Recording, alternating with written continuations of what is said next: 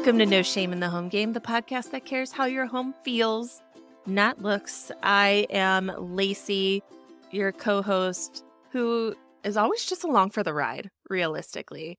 But we're here with Sara, the co-host that I feel like actually knows what's going on. Hi, Sara. Hi, Lacey. It's so good to see you. You too. Before we started, we were talking about how I like to fly by the seat of my pants, and I have brought Sara into that energy. I really like the contrast and that yin yang. Some people pronounce it differently. Anyways, I like that because sometimes I overthink things to the point of freezing. And I think sometimes you run into a burning building a little too fast. Absolutely. Not in a critical way. So I think between the two of us, there is this, I always talk about the tortoise and the hare. Like there is a beautiful balance between the two. Oh. And I've learned to embrace the flying, my wallpaper, which I got to show off to my friend this morning. My wallpaper is a perfect example of, no, just dive right in, people. And she too was like, I know sometimes I can't commit to things because I think about them too much. And I'm like, yeah, I can totally relate. So the laciness of things is beautiful, and I've embraced it. Thank you. I really appreciate that. It's been really funny in like my perfectionism journey that a lot of times perfectionists don't start things because they want it to be perfect. I'm like, that is not a problem I've ever had. I can relate to that. I do this thing. It's actually antithetical might be the right word. I'm not sure. I'll actually do something while I will research something to death. And I will put in so much time that I've overcalculated everything. And then I'll get fatigued. And then I'll jump and make a decision without using any of the research I just did because I get so impatient. But it's my process, though. I still have to spend that week and all those hours. And yeah, sometimes I do jump in, I guess. But I have to go through those cursory, like 20 hours of research. I actually think this is an interesting way to start our wrap up season 2, because I think this season behind the scenes, Sara and I had such a great flow of getting things done. This season, and on a meta level, has felt so good to us. Not to speak for you, Sara, but this is something we talked about. Just hitting our stride, feeling like we know what we're doing. So I want to make sure we start off the conversation with like season 2 has felt amazing to me. It has. And I keep just enjoying that feeling. It hasn't dissipated. There wasn't just a moment of, oh, that's really good. Like every time I go to edit an episode, every time I go to listen or think about it, I get that same like satisfactory, like, that is really good. And I completely agree. And I know I've tooted my own horn to you, and I'm getting better at tooting my own horn. I'm really not great at it. But when I listen to the podcast, like on my podcast player, completely as a listener, not as an editor, not as the host, when I listen, I'm like, wow, this is really good advice. Yeah, Sara, there is a reason why when we started talking about this before we ever came up with No Shame in the Home Game or anything like that, that I was like, Sara, this is bigger. We need to do something. And it's to hear you talk about everything and bringing it down to one. You're magic. I am so glad that you have gotten just a little bit of that out of this. I have. And a funny side note. So along with the wallpaper was me completely gutting my office and emptying every drawer and every closet and everything. And I've just totally thrown it all up into my hallway. And I had this moment of frustration of, oh, all this stuff. And, oh, I got to process all this. And, oh, but I also want to do that other project. And I actually had this moment of almost like split identity where I was like, I need Sara from No Shame in the Home Game to step in here. I was being Sara, me as a householder. And I was like, okay, what would Sara from No Shame say to me? And I would say to myself, focus on one project at a time. It'll all happen. You can't do too many things. And I was like, oh, that feels really good. So all that to say, I still have lessons to learn too. Like I'm still doing all these steps myself, which I appreciate. I personally think everyone needs some Sara in their life. So I get it. Even Sara needs Sara. Even Sara needs Sara. Absolutely. Yes, that's so true. That is so true. I want to ask you, what from season 2? Can you put your finger on a moment or a saying? Is there anything that you think of, or is it just in totality as a package? I think so. Season 2 is a little bit different for me because I don't have a relationship with anybody in any of our participants. Whereas last season, Alex is one of my dearest friends. I was one of the participants. And so this season, a big takeaway for me is the ability to have that connection with somebody and see your story in theirs. So I think about two things come to mind. One with Teresa when she was talking about doing things, and I just had this moment where I'm like, oh my gosh, I see myself in Teresa, and I need to tell Teresa what I need to hear, which is there's no right way to do this, that kind of stuff. And then to hear her say back to me, I needed to hear that. I think about that regularly. I just think that and that moment of similarity and really one of the biggest things that I just continue to learn is that every time someone tells their story, someone else gets seen. Even if it's not their exact story, even if their situation's just a little bit different, someone else feels seen. And that has made it infinitely easier for me to share my own story in that this will help someone somewhere. I don't know who it is. 100 people could see it and think it's dumb, but if one person sees it and thinks it's great, cool, and feels seen and validated. So I think about that. And then I think with Tyra, I had another moment like that with her, just acknowledging how far she's come and seeing the progress and that she deserves to be celebrated. Those two moments really stand out to me. Thank you for sharing. I love hearing that. And what you were talking about with Teresa is actually the origin story of this work that I do. Again, for the listener who maybe hadn't heard me say it yet, I was in people's homes. The people who hired me were generally busy working moms. And I kept hearing these stories of shame, of regret, of why can't I do ABC? Why is so and so doing this? And it was that, wait, we're all feeling shame someplace or discomfort, but we're not talking about it. And that was the whole reason, again, pulling open that curtain, opening up that front door. Let's all just admit that there are some parts of this that we don't like, that are really hard. We were never taught how to do. And that's exactly why I wanted. Oh, I just got goosebumps because we all feel this. And like you said, by recognizing yourself in someone else, we are connecting. Oh, I feel that too. Oh, I feel seen and heard. And yes, so I agree with you. If 100 people hear it and one person gets to walk away with a little nugget of solace, then it's worth it because this stuff is hard. So hard. It's so hard and it's so personal. I think that is something else that I've really come away with is like the themes are universal, but the experience is so personal. And I think about those like kind of one size fits all solutions that are out there. And I'm like, oh, that's why this doesn't work. It's because it hasn't taken a more universal approach. For example, I'm going to be doing book reviews, not really reviews. I like to think of more of as book reports for different like self-help and like resource type things that are out there.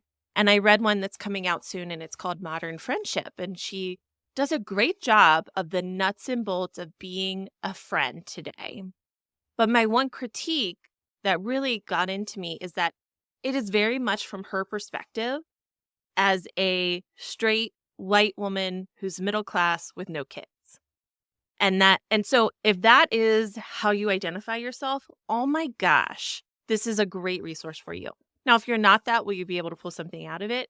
Yes. But as you read it as a mom and a sick lady, I'm like, I can't do that. That's not realistic for me. I can't do that. And so I think that acknowledging that these systems in our homes and how our homes run and how we run our lives is so personal to our experience and our needs. And that just always needs to be at the forefront. And I think because it's so personal and because the solution for so long has been, this is the solution, not this could be the solution, has really created that space for shame. Yes. Yeah. I'm trying to figure out how to say this. I've said this in different articles I've written about, I understand how we got here. When you look at the pieces and you look backwards, it makes sense that we're at this point. But it's also gotten so uncomfortable that we get to change the tide and we get to change how it's done. And it's going to be very uncomfortable. But the hope is the next generation doesn't have this same type of discomfort. And I've never thought myself as somebody stirring the pot. I've always thought I'm always somebody who goes along to get along. But I really feel like revolution is a strong word and makes me think of the military. What's like a easier word than revolution? A movement, if you will. Oh my gosh. It's a movement. Damn it. It was right there. This is a movement. And I'm so happy and proud to be a part of it. And it's very much outside of my character. But it has, again, the discomfort in me, the discomfort in all the clients I worked with. And I feel like I am up here with like a little sign on a little tiny hill going, hey, everyone, guess what? We're all feeling really uncomfortable. Let's join this movement together and change shit because it really sucks. Well, and I think, too, what you just said about making it better for the next generation, I think that's something that we tackled with Ashley's story of her figuring out how to take her organizational skills and her methods, but empowering her children to have the same outcome, but not necessarily the exact same way.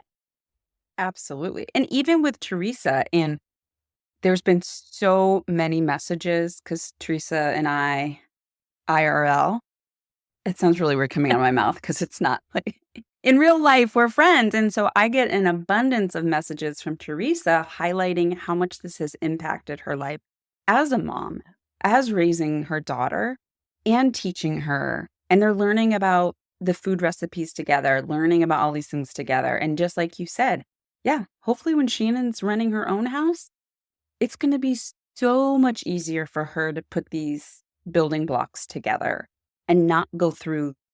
It's like we're carrying forward this story from the previous generation unknowingly. That's how I see it. And we get to make a conscious change if it's uncomfortable. For some people, it's not. And that's fine too. I'm not trying to say everyone has to do it this way. But yeah, it doesn't feel good.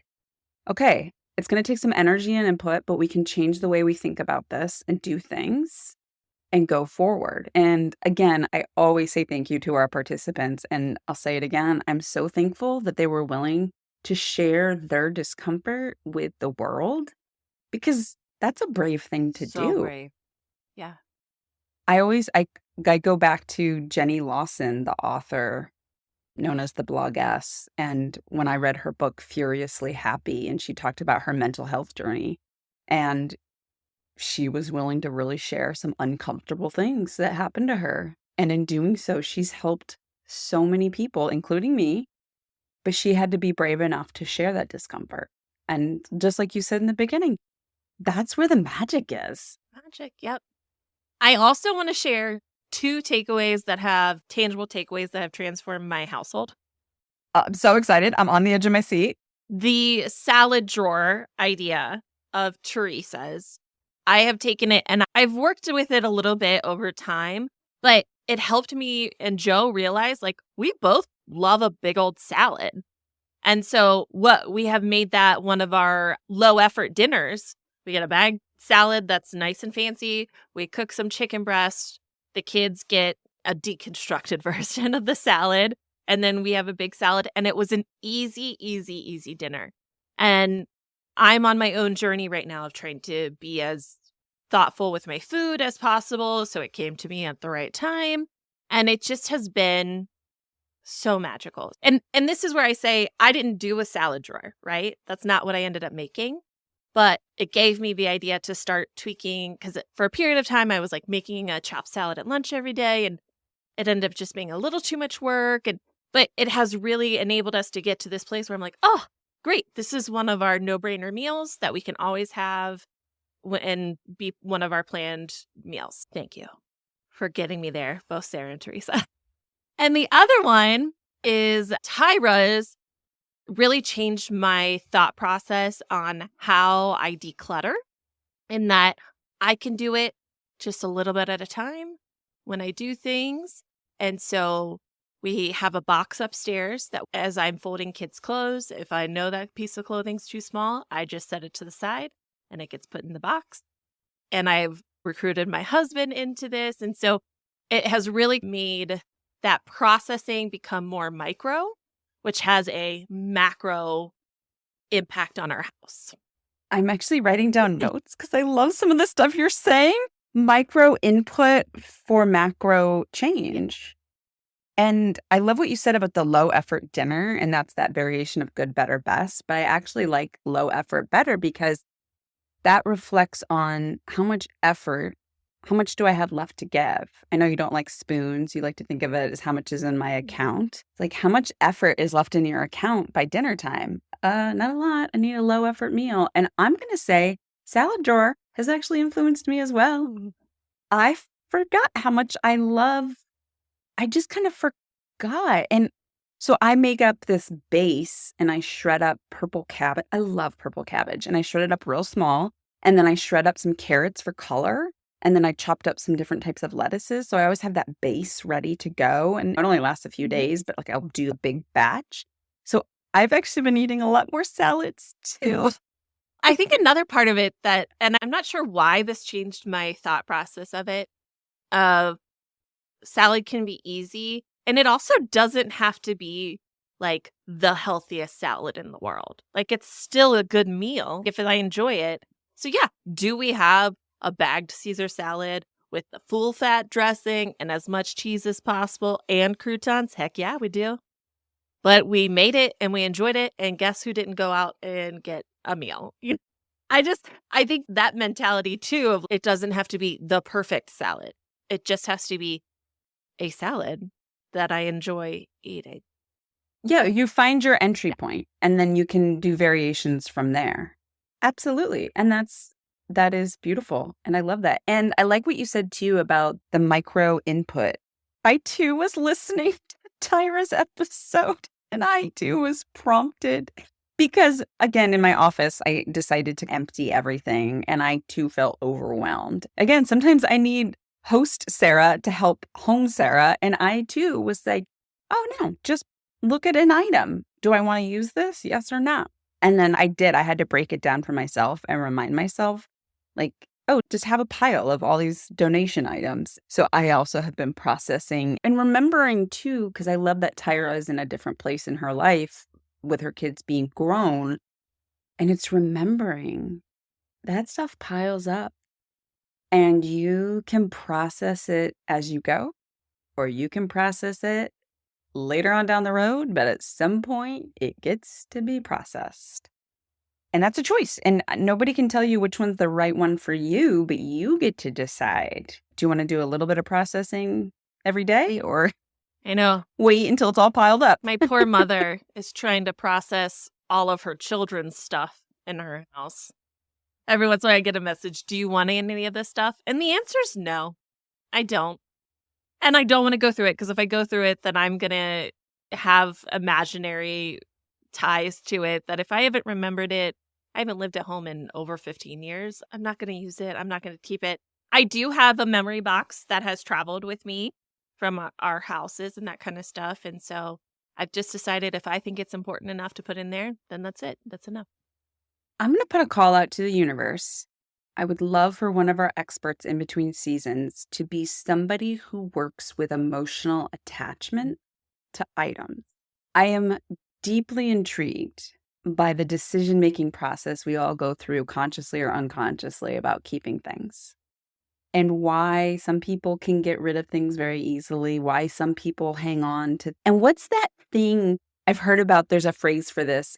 I think I read about it in Marie Kondo's book where like your mom's doing. Like instead of just getting rid of it, she's, do you want this? Like it's easier to hand it off to somebody you know. What is that? We all do it. I do it. And especially when a family member passes away too, and there's so much. I want to talk to somebody who that is what they work with. And I've actually read articles. There is something, some people, their brain is wired in such a way where getting rid of an item that has emotion is actually like physically uncomfortable to them because to them, that memory is actually in the item. Interesting. There's something to do with the wiring. I've read 2 articles about it and was very fascinated. So it's a different process for those people. And you see it a lot with the hoarding mentality, but there is actually something going on in their brain. I'm so intrigued. I will say part of the reason why my mom is doing it is because she lost her mom last year and they went through a whole bunch of stuff. And she has openly said, I don't want you guys to have to do that. And I'm like, first of all, Carolyn, you're not allowed to die. Please stop. But I get it because they also have a big house that they've kept because they have grandchildren and people that come to stay with them. They have a pool. It's a homestead for us at this point. And it is completely full with our stuff that she's been asking us to go through. So it isn't her responsibility. So a lot of this stuff, it's my responsibility. Once again, I've put that on Carolyn. Sorry, Mom, I love you. We all get to do it. We all get to decide how we do it. For sure. And I will say it's made me think forward of how do I want to save my children's stuff in a way that feels good to me. Because I don't have a good answer yet, but I have been thinking about it. If you love No Shame in the Home Game, we want to hear about it. Take a few moments today and give us a 5-star review on your podcasting platform of choice. This helps others find the show so we can help everyone feel good in their home. Thinking back to highlights from season 2, what I appreciated about Tyra, I evolve how I do this work the more I do it because the more I learn. And every client is different. And with Tyra, I really enjoyed that she was willing to go through the emotional part because that was the unlocking.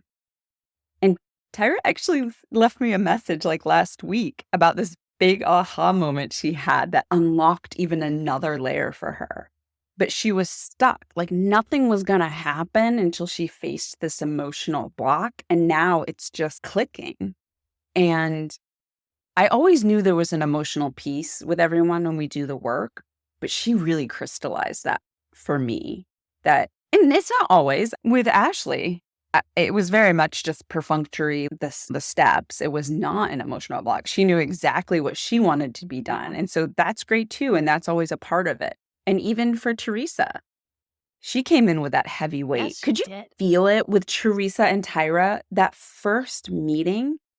And I don't know if the listeners can sense it as much because it's just audio, but when we're doing video and we can see the person, the way they talk is heavy and the sentences are a little bit more clipped. And when there's a relaxation, there's just the body is relaxed, the conversation flows a little bit differently.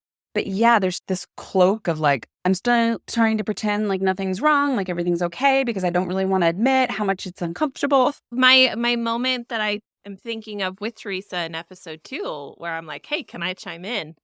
That was one of the first times, because you've mentioned that before. Oh, you've changed the way you've changed. That's the first time I was like, oh, her entire being just changed when she was talking about these expectations that she has for herself. There's something there. And that was the first time I was able to really see it in action and call it out. So I'm learning things too. We're all learning. So I'm a communication person, right? Communication's my thing. I talk to people. I'm usually very intensely paying attention. So I would have thought that would have been something that I noticed. But now it has become something that I'm clued in a bit more on, and to say, hey, you changed when you did. What do you know what's going on there? Well, and I think that's really important about when I ask people about their origin story. I'm not trying to be secret psycho stalker. I don't want to know all of your like deepest, darkest secrets, but I think it helps. When Teresa's origin story, there was very much this different mentality of her parents' generation of how the mom was quote unquote supposed to be in the kitchen. And even Yeah, Tyra, she was Tyra. very clear about her mom saying, clean as you go, clean as you go. Oh, you're not very clean, are you? Like there was very much some stuff from that origin story. And that's what's embedded in our emotional DNA that we get to examine. I think I always tell the story about my friend who was really hard on herself for not having freshly prepared homemade meals every night on the table for her family, because that's what she grew up with. But she works 2 days out of the home. She has 3 kids. Her husband often travels for a week at a time, and her kids are in all these different activities. And I'm like, but that's not the same. You can't compare those two. But she had this expectation because that's what she saw growing up. It's like, yeah, but again, going back to that, everyone's situation is different. You don't have that. Do that on Sunday when you're not working or traveling. Don't think about doing that on the day you worked 10 hours out of the house and you've got to get to these two different activities. Come on, those are cereal nights. Let's be honest. We all have cereal nights. Yeah. Are you doing this for the outcome, or are you doing it because you feel like you need to do the task? That is so key. Yeah. Are you doing it because, yeah, how it looks and how it feels, man? Because so it looks like you're performing the way your parents did, or because it feels like this is what works for you and your sanity and how much effort you have left in your account. Yes. I really feel like I'm growing too. Not, again, 2 different Sarahs. Who's Sarah? I feel like I'm getting better with every client I work Well, with. let's just say kudos to Sarah. For each of the participants, she did a solo episode, and I am so proud of you because I don't think you would have felt like you would be able to do that last year. Oh, thank you. Yes, technology kudos. I accept those wholeheartedly. Lacey is our tech department. She is everything IT. That is not me. And yeah, and then also growing as home Sarah, like relaxing on, like I still carry that shame and those expectations and all those things. And I still feel like I'm growing, which I appreciate as well. And I love, Lacey, when you tell me things that you've learned. There was a moment where you said something about home CEO and how it has helped you. And I was like, really? And you're like, yes. And I'm like, oh, this really helps people. Like I was truly shocked. But I mean, glad that's why we're doing it. But then to actually get that connection and that feedback, I was like, oh, wow, it really helped her household. Yes, all the time. Literally, we work on a project, and I've really been rethinking my meal prep because we just redid the 10 steps to meal planning. And it has been making me noodle how we do things. And so literally I told Joe the other night, I'm like, we're going to write down our non-negotiable, like easy meals. And we're going to start having a system. And I even have been building something in Notion to even do that. And I showed it to Joe the other night and he's like, why aren't we using this? I'm like, yeah, I know, right? I have a lot of tweaks to make, but thank you. For you to say that is a big deal to me. Okay. Okay. I'm all a flutter, people. If you could see me, I'm blushing. You are. Don't get me wrong. One is not higher than the other. They're 2 different categories of appreciation. I love that Lacey is utilizing it and it's making her life easier. But to know that Joe said that, I'm going to be in the clouds all day long. That Joe, practical, no holds barred Joe, I say what's exactly on my mind, Joe. Yeah. That packs a punch, people. It does. Why are we using it? Oh, and I will tell you again with Teresa and the food stuff, we still going back and forth and some of the frustrations. And I don't know if it was in episode 3 or not, but I mentioned a communication center. Because I said, like, why is this? Does your family even know what time dinner is or how they can help? And she's been sending me pictures. She's been using the communication center. Healthy snacks. And she'll list them. Dinner is going to be this at this time. And like she started using it too to say if her husband's working out of the office or out of town and if her daughter has some activity. So now everyone's on the same page and there's not that mist of confusion.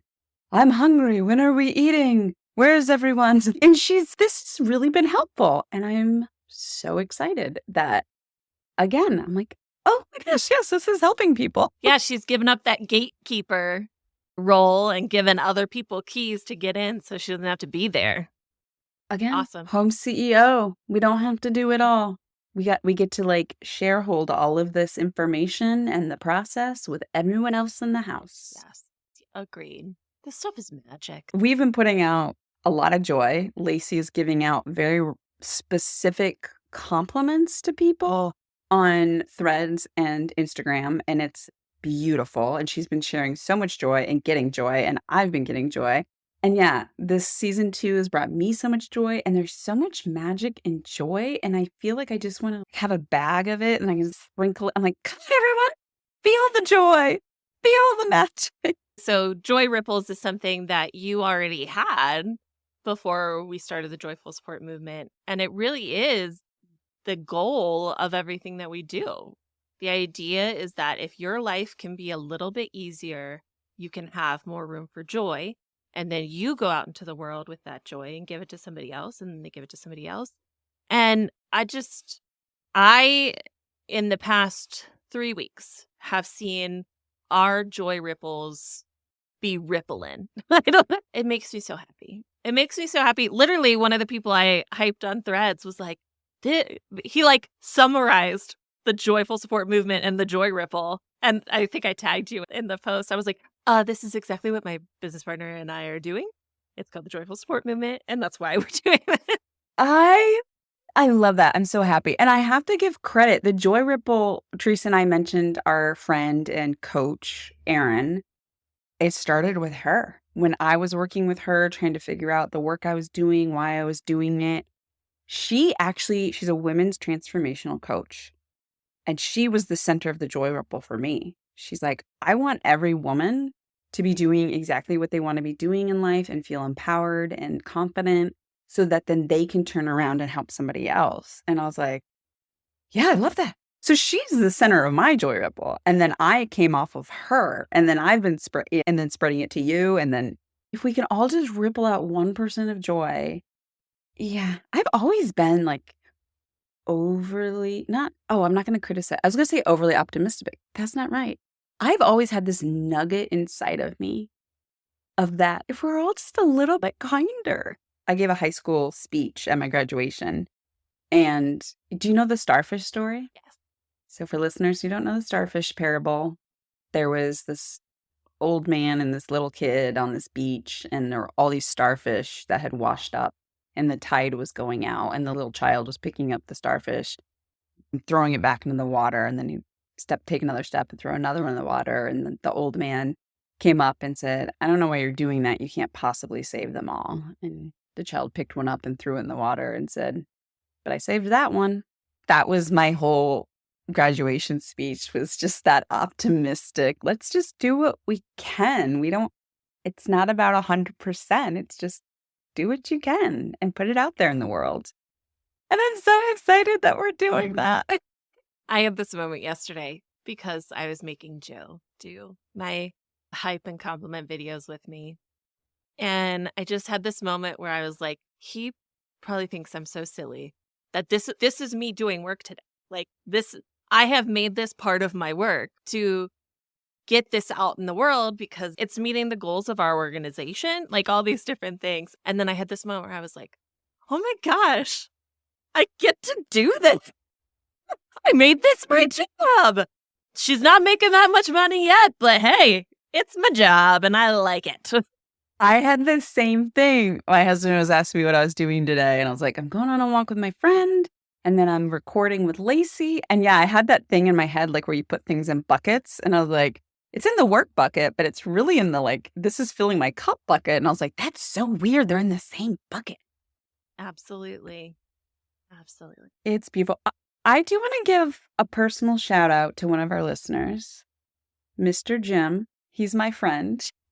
He has been listening to our podcast, even though he's not our typical demographic, but he is such a supporter and such a friend and he's been listening, and he actually knows Teresa. Oh, So that's been like a fun little, we all used to live in the same town. I almost said city. It's such a town. It's such a small town. And so he's been listening while he walks in the morning. And I just want to say thank you, Jim, for being a supporter.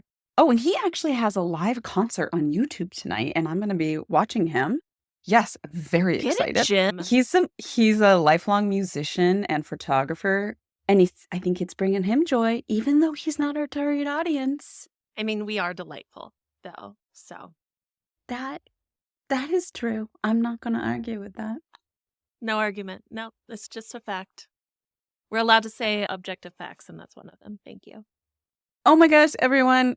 If you come hang out with us in Joyful Support Movement, it's a lot of this. You're going to get a lot of this. You get to share not only the things that are going on in your life that are not pleasant, you get to just get delightful comments like this too. You can also vote on whether a hot dog is a sandwich or not. Gross. I don't know who said yes to that, It but was gross. me and my mom. Are you serious on that? How is it a sandwich? How is it not? It's bread surrounding meat specifically. And there is a hamburger a sandwich? Yes. It's its own thing. It's a subset. So not all not all sandwiches are hamburgers, but all hamburgers are sandwiches. Okay, so I love sayings like that. So now I don't feel as angry, and now I'm going to have to ponder my stance. So what I want you to do is go Google. It's called the sandwich alignment chart. Okay. So the two axes are like composition, so how it's made, and then the other one's ingredients. And like each box is a little bit of each of those. And I am almost completely chaotic. I just can't get to the point where I say a Pop-Tart is a sandwich. But I almost get there. So taco, whatever that is that a sandwich? I don't know. So when I get really mad in my house, I talk really quietly and calmly because I'm so mad. I want to, when you said I can't get on board with a Pop-Tart being a sandwich, the thought of a Pop-Tart being a sandwich made me want to burn everything to the ground. That shouldn't be a sentence that exists. I mean, it really all depends on your criteria. And that's why I love these kinds of conversations, because you get to see other people's criteria. Some people, the ingredients are important. A sandwich is made up of meat, cheeses, vegetables, lettuce between two slices of bread. But then you can start going to be like, so an ice cream sandwich is not a sandwich because it's not those ingredients. And then you can go the other way where is a taco a sandwich? Because it's those ingredients between two pieces of, not between. I will say, someone said their like level is the bun part or the sandwich. If that's connected, it is no longer a sandwich. I was just thinking about pita pockets. I would still call that a sandwich. In spirit is a sandwich. I was going to say, I'm comfortable with using the phrase sandwich adjacent. So I love these conversations too because they're so inconsequential. It doesn't matter, but I love debating something that doesn't matter because it's fun and it's hopefully not going to hurt anyone's feelings. You get to see people's thought processes. It's the same thing of, is our instructions rules? That's another thing you and I have butted heads on. Our instructions. I'm going to talk really quietly and calmly so I don't break anything my offense. That is more, okay, that actually is more reflective of how I enjoy rules. They make me feel comforted. I do too. No, you do not like to be told what to do. I don't like to be told what to do, but I like rules. See, those are two different things to me. So, excusez-moi. Rules are something that we all have to follow. It gives order and structure. Telling me what to do is me having to do something. Those are two different things in my mind. Okay, so the manual says, in order for this structure to stand, you have to put these screws in this location. But you're saying that's not a rule? That's just like a suggestion? Yeah. If I don't do it, I'm not going to get in trouble. Oh, okay. This is the crux. There's the consequence. The consequence. Oh, so to me, the consequence is if you don't put the screws there, the structure won't You don't know stand. So that. the How do you consequence, know that? hold on, I have to take a drink of water. Oh, remember the beginning where we talked about our two approaches thing? I think we're seeing that come together in another place. It's so funny. I usually feel like Lacey is like contemporary, but in this moment of discussing rules, I feel very maternal. And I feel like you're being a child who's like being sassy. I feel like I'm dealing with Iris right now. You're Oh, like, it doesn't happen. yes. She's the kid that I'm like, don't lay there. And so then she'll lay right next to where I told her not to lay. She's like, I'm not laying there. And I'm like, that was not the spirit of what I asked you to do. So yes, That's not the spirit of what I asked you to do. she's going to be a little lawyer. But truly, something could still function if you put in the screw in a different way. So again, that's where I say, not a rule. It is the way those people designed it to be made, for sure. But that doesn't make it a rule. Okay. Okay. I'm warming up. I'm adapting a growth mindset and I am loosening. I'm not saying I agree, but I am saying I'm willing to view this differently and try it I on. also think, as I'm saying this, there is an element of rules impact more than just you. Rules impact other people. And so if you don't follow the rules, it's going to impact somebody else. This is for me, particularly. Whereas instructions, if I don't follow the instructions, that's on me, man. I did that. That's a choice I made. Now, will somebody get hurt if a chair falls apart? Yes. But again, it wasn't that I specifically did something that caused them harm or Okay. Okay. Yeah. I'm warming up. Okay. I'm warming up to seeing things differently. Instructions are best practices. They're not rules. I can actually get behind Okay. that. Okay.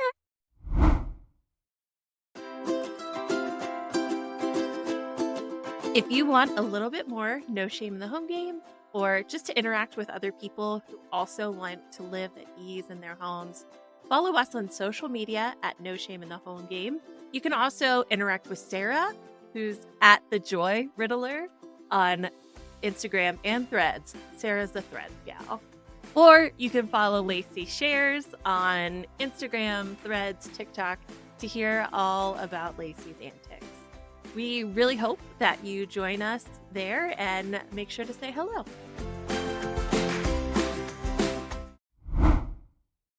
Okay. I am in agreement. Did I just change your mind? You did. And this goes back to how much I've learned from you about communication and how words can take on different meanings in different Very contexts to much. different people. I was actually just talking to Sara. We were discussing pops of joy and different questions to ask. And I was even saying to her, with some people, maybe you don't use the word joy with them because maybe that word means something different. Mhm. We talk about how gratitude is the cousin of joy. And I said, oh, yeah, I've learned so much from Lacey about how important communication is and what you're saying and how you're saying it. And so it comes back to that. Communication is at the foundation of everything. It is. And I am understanding that in so many ways. We do need to do what we're grateful for. Speaking of, gratitude is the cousin of joy. Would you like to start? Or do you want me to start? I have too much in my mind. Isn't that beautiful? You know what? You can never have too But much. I cannot pick just one. That's how grateful I am feeling right now. But how meta is that? That is your joy. You're thankful. Your moment of gratitude is I have so much to be thankful for. I can't pick just one. Yep. That is beautiful. Yep. I'm thankful. Yesterday was Joe and I's anniversary, and we got to spend a little extra time together. I'm thankful for our 8 years of marriage and our kid that came out of it. I'm thankful for the advice people gave us on our wedding day. I recorded a video about that, and it's a video I cried in, so that's fun. I'm thankful. My parents, this is a fun one. So my brother had a lawnmower that caught on fire, and my parents ended up taking it and fixing it, and they brought it to us yesterday. So now we have a riding lawnmower that we didn't have before. So thankful for that. We did literally nothing for it. Again, cannot sing Bob and Carolyn's praises enough. I'm actually tempted to move to Ohio just to be closer to Bob and Carolyn. That is how strongly I feel about their Yeah, presence. I'm thankful for my son had his kindergarten evaluation yesterday, and he was so excited about starting school, and it went well. There is so much I'm thankful for and grateful for. I didn't even get into all of my joy compliments and hyping either. The amount of joy and gratitude I have for that. Whew.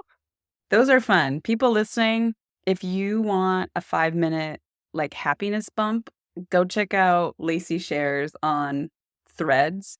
I loved reading how happy people were getting that you were just doing it. And it's so joyful. It's just pure, clean joy, It is. unadulterated joy. I am thankful. I took a walk with my friend this morning, and because I really like structure and organization, I've thought about my life in 3 compartments.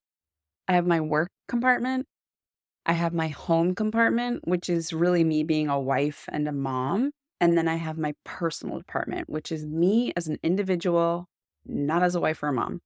And I've realized that in my week, and I can do this now that my child is older and more independent, but I've realized I need all 3 of those to be balanced. So I've been making a very intentional choice every week to do something that's just for me. It has nothing to do with managing my home, nothing to do with work. So taking a walk with my friend has been one of those choices. And it's like that pressure release valve. It just feels so good to do something that's just for me. So that is my gratitude. And then actually, like I said, doing this recording with you, it's the work bucket, but it's also for me. So it's double dipping. Oh, I double Heck yeah. dipped. I like to think of that as being strategic with your time. You're getting more out of your time. Look at you. I am Productivity. just so thankful. And as soon as we get our sponsorships rolling, and we will, because we will, then we'll be getting paid just to have awesome conversations, which is the dream. Yes. It's the Yes. dream. And so let's do a call out to the universe. Sponsors who want to sponsor joy. And if you don't want to sponsor joy, what's What are up? you doing? What are you doing? Sounds like a bad move. PR move to me. It's like when politicians name a bill something that seems like you would, if you voted no against that bill, you're somehow like the worst person in the world. How could you not want to sponsor joy? Come on, what is your mission statement if you don't want to sponsor joy? I feel like maybe insurance companies. Actually, no. If they sponsor joy, less accidents will happen, probably. And they will less payout. Yep. I'm trying to think of companies that wouldn't want to sponsor joy. We could be here a while. Would a funeral home want to sponsor joy? The funeral I want to have, yes. Crying, wearing black, no. I want a party. Is there a party funeral home? I don't know, but there should be. If people have listened to the Sharing the Middle episodes with my cousin Al, we talk in it about how we've had so much death in our life that I have very clear instructions that I've given since I was 18 years old. I'm like, okay, rule number 1, you don't have to wear black. What I want you to do is wear what you feel good in. That could be your wedding dress. That could be your prom gown. That could be your pajamas. I don't care. I want you to feel good. Second of all, there has to be upbeat music. No sad music. No sad music here, And you have to tell your favorite stories of me because I want you all to feel good, but I still need to be the center of attention. Okay? Can I do mine? Have you seen those videos where people are in those inflatable dinosaur things at like funny places? Okay. If it's comfortable and possible, I want everyone to be wearing some kind of dinosaur get up. I want a DJ playing all my favorite music, the upbeat dance type of music. Yeah. I want a room full of dancing dinosaurs. And then, yes, I want people to tell their favorite stories about me that made them laugh, but then break it up with some dancing and then come back. So I'm like just picturing like this room of dinosaurs, like just having a rave. And I just want to say, crying is still okay. Feel your feelings. Yeah.